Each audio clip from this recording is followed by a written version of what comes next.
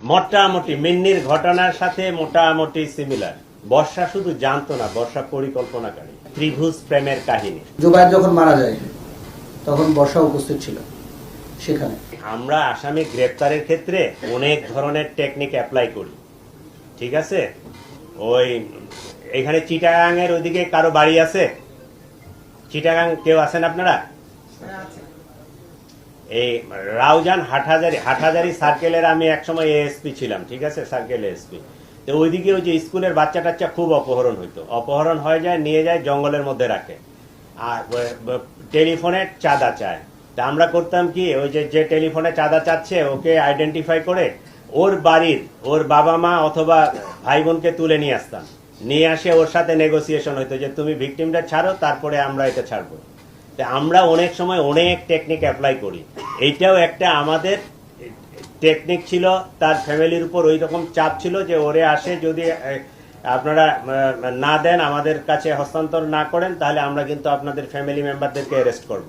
এটা আমাদের একটা পার্ট, টেকনিকের পার্ট। ওরা যে এমনি স্বেচ্ছায় আসে ওই হস্তান্তর করছে, বিষয়টা এরকম না। এটা একটা পুলিশি টেকনিকের একটা অংশ। বর্ষা শুধু জানতো না, বর্ষা পরিকল্পনাকারী।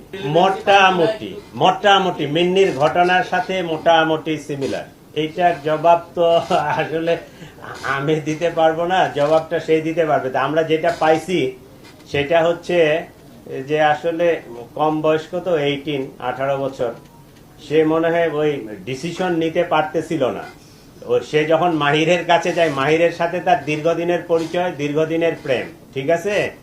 সে মাহিরের কাছে যখন গেছে, মাহিরকে সে বলছে যে জুবায়েরকে না সরালে আমি আসলে তার কাছ থেকে সরে আসতে পারবো না। আমরা ধরে নিব যে হত্যার উদ্দেশ্যেই দিছে। ও যদি আঘাত করার জন্য হয়তো তাহলে পায়ে হাতে অন্য কোনো জায়গায় দিতে পারতো, একটা ভয় দেখাতে পারতো। যেহেতু গলায় পোস্টটা দিছে, এখানে কাটছে, সেটা আমরা ধরে নিব যে সে হত্যার উদ্দেশ্যে দিছে। এইটা রাজনৈতিক কোনো বিষয় এখানে নাই। এটা ত্রিভুজ প্রেমের কাহিনী, কমপ্লিটলি ত্রিভুজ প্রেমের কাহিনী। এটাকে রাজনৈতিক কালার দেওয়ার কোনো সুযোগ নাই, বা আমরা ওইদিকে তেমন কিছু পাইও নাই, ঠিক আছে? আর এই জিনিসটা ডিসক্লোজ হয়েছে সম্ভবত, মেয়েটা চালু, দুই দিকে সে সম্পর্ক বজায় রাখছে। একটা পর্যায়ে মাহির বোধহয় এটা টের পাইছে। ও যখন চার্জ করছে, এটা কবে নাগাদ? 26শে সেপ্টেম্বরের পরে তাদের মধ্যে পরিকল্পনা আসে যে তাকে আমরা ওই সরাই দিবে। এইটা আমরা এটা মেনেই নিছি, কারণ কোনো একটা ঘটনা ঘটলে আপনারা আমাদের সমালোচনা করবেন, এইটাই ভালো।